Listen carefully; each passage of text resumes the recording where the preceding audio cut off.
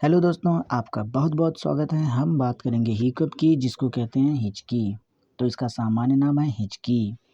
तो ये कैसे होता है और इसके मैकेनिज़्म क्या-क्या हैं और ये किस तरीके से ये ठीक किया जाता है, इसका ट्रीटमेंट क्या है, ये सारी चीज़ों के बारे में हम इसमें डिस्कस करेंगे। तो सामान्यतः व्यक्ति कैसे साँस लेता है, जब सामान्य इसमें इस तरीके से हम इसको कर दें, जब सामान्य व्यक्ति साँस लेता है तो जो घेंटी होता है जिसको कहते हैं ग्लोटिस, ये इस तरीके से खुल जाता है। यहाँ पे आप देख रहे हैं इस तरीके से ये खुल गया है। इसकी वॉल हैं ये, इसके लिगामेंट हैं, इस तरीके से ये खुल जाता है और फेफड़े में हवा आती है इस तरीके से यहाँ से पास होकर के ट्रैकिया के ज़रिए, नोज़ के ज़रिए ट्रैकिया में पहुँचती है, उसके बाद लंग में पहुँची, उसके बाद ब्रांचियोल्स में पहुँचती है। ये फेफड़े के नीचे होता है डायफ्राम और डायफ्राम के नीचे होता है पॉजिटिव प्रेशर और डायफ्राम के ऊपर होता है नेगेटिव प्रेशर। तो दोस्तों इस तरीके से जब सामान्य सांस होती है तो इस तरीके से ये खुल जाता है। क्या? ग्लोटिस, जिसको घेंटी कहते हैं, हमारे भोजपुरी शब्दों में घेंटी इसको कहते हैं। तो इस तरीके से खुलता है तो कोई दिक्कत नहीं होती है। लेकिन अगर वहीं दूसरी तरफ जब हिचकी आती है तब क्या, जो एपिग्लोटिस की रचना क्या होती है, जो घेंटी होती है, तो तब क्या उसमें परिवर्तन होता है। तो इस तरीके से वो बंद हो जाती है। हिचकी की पोजीशन में जब व्यक्ति सांस लेता है तो इस तरीके से ये अचानक एब्रप्टली बंद हो जाती है और यहाँ से स्पैज़्म आने लगते हैं। स्पैज़्म को कहते हैं मरोड़ या संकुचन। तो इस तरीके से यहाँ पे ये कंडीशन उत्पन्न होती है और यहाँ से हिचकी का जन्म होता है, यहाँ से स्पैज़्म होता है। तो इसको मेडिकल टर्म में बोलते हैं इनवॉलंटरी स्पाज़मोटिक कॉन्ट्रैक्शन ऑफ डायफ्राम। जो ये डायफ्राम है, इसमें इनवॉलंटरी स्पाज़मोटिक कॉन्ट्रैक्शन होते हैं और वो किसी भी वजह से हो सकते हैं। चाहे पेप्सी पीने से, लिम्का पीने से, मिरिंडा पीने से और या ज़्यादा खाना खाने से, इस तरीके से वो किसी भी तरीके से हो सकता है। स्टमक का डिस्टेंशन हो सकता है जिसकी वजह से यहाँ से स्पैज़्म हो जाएँगे। उसके बाद ये एब्रप्टली क्लोज़ हो जाता है। क्या? ग्लोटिस। और ये होता है इंस्पिरेशन के वक़्त। तो दोस्तों श्वसन में 2 क्रियाएँ होती हैं। एक होता है एक्सपिरेशन जिसमें साँस बाहर निकालते हैं, एक होता है इंस्पिरेशन जिसमें साँस अंदर खींचते हैं। तो ये इंस्पिरेशन के दौरान होता है। ऐसी क्रिया इंस्पिरेशन के दौरान होती है, तो इसको कहते हैं कि इनवॉलंटरी स्पाज़मोटिक कॉन्ट्रैक्शन होता है डायफ्राम में। और जो इंटरकॉस्टल मसल होती हैं, यहाँ पे जो मसल लगी रहती हैं छाती पे, वो इसको कहते हैं इंटरकॉस्टल मसल होती हैं। और ये सडन इंस्पिरेशन की वजह से ऐसा होता है और नीचे से डिस्टेंशन होता है स्टमक का या जीआईटी का। तो इस तरीके से इसका जन्म होता है हिचकी का। तो गाइस, और दोस्तों हिचकी किसी भी तरीके से आ सकती है, जैसे कि गैस्ट्रिक डिस्टेंशन है जिसको बोलते हैं, जो यहाँ पे स्टमक होता है या जो जीआईटी होता है उसमें डिस्टेंशन की वजह से आ सकता है। या मतलब जैसे कि हम ज़्यादा भोजन कर लिए हैं तो इसकी वजह से आ सकता है। उसके बाद कार्बोनेटेड चीज़ें खा लिए हैं, उसको पी लिए हैं हम, जैसे कि पेप्सी, लिम्का, मिरिंडा है और जो भी चीज़ें हैं, इस तरीके की चीज़ें जिसमें कार्बन डाइऑक्साइड है, उसको इस्तेमाल करने से हमको इस तरीके की प्रॉब्लम आती है। और दोस्तों जो नशा करने वाले लोग होते हैं उसमें क्या प्रॉब्लम होती है, तो उसको कहते हैं एरोफेजिया। जैसे कोई बीड़ी या सिगरेट जब घिसते हैं तो उसकी वजह से एरोफेजिया हो जाता है, मतलब स्वैलोइंग एयर वाइल स्मोकिंग। जब स्मोक वो कर रहा होता है उस वक्त एयर अंदर चली जाती है, जिसकी वजह से एपिग्लोटिस एब्रप्टली क्लोज हो जाते हैं और हिचकी आ जाती है, हिकअप्स आ जाते हैं। तो सामान्यतः ये नुकसानदायक नहीं होते हैं, ठीक हो जाते हैं। लेकिन कभी-कभी ये 48 घंटा या 70 घंटा, 72 घंटा से ज़्यादा 2 हफ्ता, 3 हफ्ता तक है उसके, तो इसका मतलब है ये घातक हो सकता है।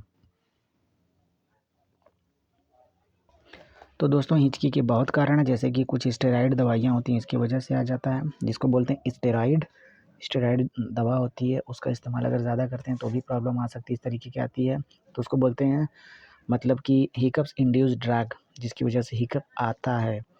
उसके अलावा जैसे कि ब्रेन में अगर कोई इन्फेक्शन है, कोई मैलिग्नेंसी है, तो उसके ब्रेन में कोई स्ट्रोक है तब भी हिचकी आती है। और जैसे कि कोई किसी तरीके का सिंड्रोम है तो भी इस तरीके की प्रॉब्लम आती है, हिचकी बार-बार आती है। और उसके साथ-साथ जब व्यक्ति का ऑपरेशन होता है, पोस्ट ऑपरेटिव ऑपरेशन के बाद जब व्यक्ति नॉर्मल होता है तब भी हिचकी उसमें समानता बनी हो सकती है। ऐसा कभी-कभी आता है, क्योंकि जो सीरियस केस होते हैं उसमें क्या होता है कि इंक्यूबेशन इस्तेमाल किया जाता है, यानी कि अंदर तक हवा डाली जाती है, ऑक्सीजन पहुँचाया जाता है। जब व्यक्ति आईसीयू या एनआईसीयू में होता है, आईसीयू में होता है, तो उस वक़्त यहाँ पे हवा पहुँचाई जाती है, ऑक्सीजन की सप्लाई की जाती है, और जिसके कारण जो ग्लोटिस है वो स्टिमुलेट हो जाता है और इसकी वजह से हिचकी आ सकती है। उसके अलावा अगर कान में किसी तरीके का कोई फ़ॉरेन बॉडी चली गई है या कोई कण चला गया है तब भी वो आता है।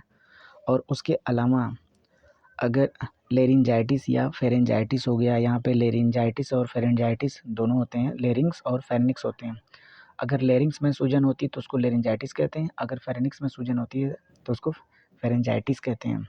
तो ग्रसनी स्रोत या स्वर यंत्र स्रोत दोनों में से किसी में प्रदाह या स्रोत रहेगा, उसमें सूजन है, दर्द हो रहा है तो हिचकी आ सकती है। तो इस तरीके से, और गाइस इसको दूर करने के लिए कई घरेलू उपाय हैं जिसका इस्तेमाल करके उसको दूर किया जाता है। तो हम उन उपाय पे चर्चा करेंगे। हेलो गाइस, तो कुछ उपाय, घरेलू उपाय हैं, जैसे कि प्लग योर ईयर को प्लग करते हैं। तो इस तरीके से ऐसा क्यों करते हैं, क्योंकि वहाँ से वेगस नर्व जाती हैं, इसको स्टिमुलेट करते हैं या फेरेनिक्स को स्टिमुलेट करते हैं, जिसकी वजह से स्पाज़मोटिक कॉन्ट्रैक्शन बंद हो जाएं और हिचकी बंद हो जाए। स्क्वीज़ योर नोस्ट्रिल शूट, तो अपने नोस्ट्रिल को जैसे कि चित्र में दिखाया उस तरीके से हम इसको दबाते हैं, प्रेस करते हैं, थोड़ा थोड़ा स्टिमुलेट करते हैं, वहाँ से वेगस नर्व गुजरती हैं, जिसके अगर ऐसा करेंगे तो हिचकी बंद हो जाती है।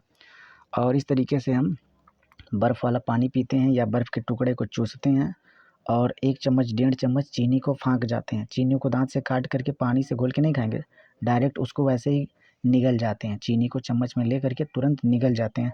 और साथ में यहाँ पे कुछ और दिया गया है, चित्र से बिल्कुल आप समझ सकते हैं। तो यहाँ पे क्या है कि मतलब साँस को आप 8 से 10 सेकंड तक रोक करके उसको छोड़िए, तो आप हिचकी से निजात पा सकते हैं। और दूसरा ये है कि आप ठंडे बर्फ़ को मुँह में डाल कर के चूसिए, उसकी सिल्ली को, या बर्फ़ के छोटे-छोटे टुकड़े करके उसको चूसिए धीरे-धीरे, मतलब जिसकी वजह से जो फेरिंक्स है वो स्टिमुलेट हो जाएगा और इसके कारण जो स्पाज़मोटिक कॉन्ट्रैक्शन है वो बंद हो जाएगा और हिचकी बंद हो जाएगी।